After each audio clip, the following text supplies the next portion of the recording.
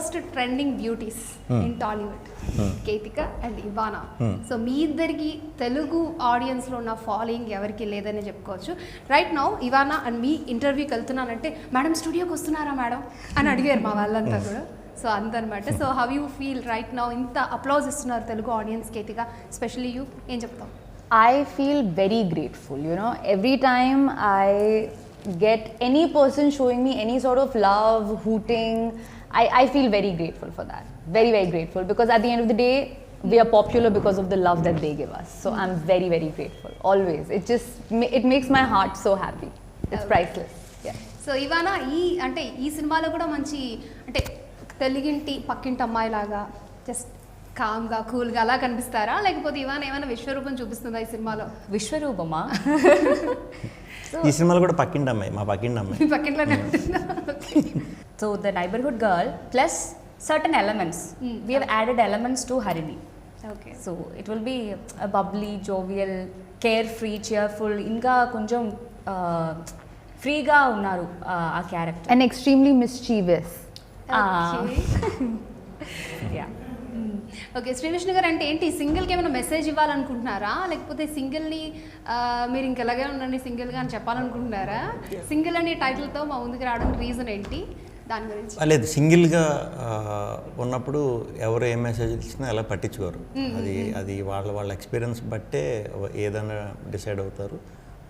So వాళ్ళు ఎవరికన్నా ఇవ్వచ్చు, కానీ మనం ఈ రోజుల్లో అడ్వైజ్లు చిన్నపిల్లలకి అండ్ సింగిల్స్కి ఇవ్వకూడదు. సో ఏమి ఇవ్వట్లేదు మెసేజ్లు అయ్యి. పొరపాటున మీకు ఏమన్నా మెసేజ్ తగిలితే, ఎందుకంటే మీ లైఫ్ స్టోరీ ఇలాగే ఉంటుంది కాబట్టి తగిలితే తీసుకోండి, తప్పలేదు. ఓకే, ఎంత పగడ్బందీ ఆన్సర్ ఇది. ఇక్కడ ఏం అవ్వకుండా చాలా చక్కగా పద్ధతిగా చెప్పారు ఆన్సర్. ఓకే, అంటే సింగిల్ అన్న పదం విన్నప్పుడు మీకు ఏం గుర్తొస్తుంది నార్మల్గా? సింగిల్ అన్న పదం విన్నప్పుడు సింగిల్ అన్న పదానికి చాలా అర్థాలు ఉన్నాయండి. ఒక 80s పెరిగిన కుర్రాడికి ఒక రకంగా సింగిల్ అనుకుంటారు, 90s పెరిగిన వాళ్ళు ఒకలా అనుకుంటారు, ఆ తర్వాత వచ్చే జనరేషన్కి సింగిల్ అంటే వేరే అర్థాలు, అలా రకరకాల అర్థాలు ఉన్నాయి సింగిల్ అంటే.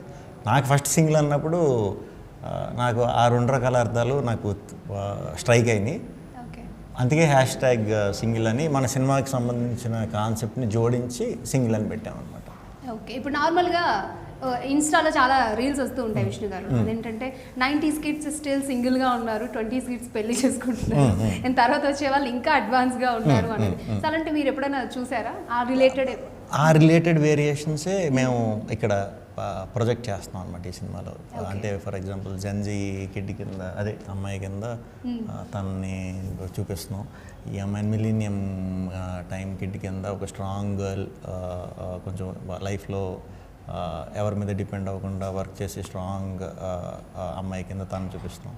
90s కిడ్ 80s కిడ్ కింద నేను మా కిషోర్ గారు చేస్తున్నాం. సో 90s కిడ్స్కి 80s కిడ్స్కి కిడ్స్ అంటారులేండి, వాళ్ళు ఎదురు చూసే జనరేషన్. ఇప్పుడు పెళ్లి. What is your gen called? Gen called. Like she's a Gen Z.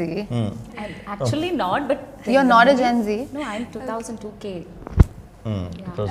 You're 2002. You're a Gen Z. No, I'm 2000. Millennium. Yeah, you're still Gen Z.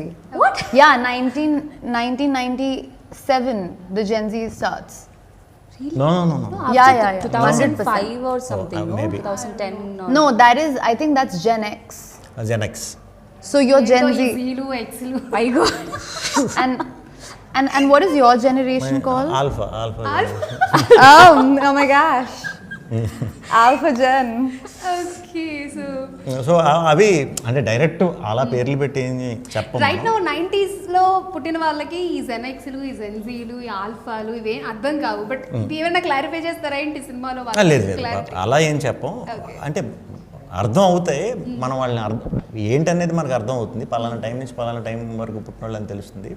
వాళ్ళ ఇదంతా ఓన్లీ డిఫరెన్స్ ఈ బ్రేక్స్ చేయడానికి కేవలం వాళ్ళ బ్రెయిన్ ఎంత ఫాస్ట్గా మెచ్యూర్ అయ్యిందనే దాని మీదే బేసిక్గా ఉంటుంది. అది అలాంటివి మనం సినిమాలో సెపరేట్గా చెప్పం.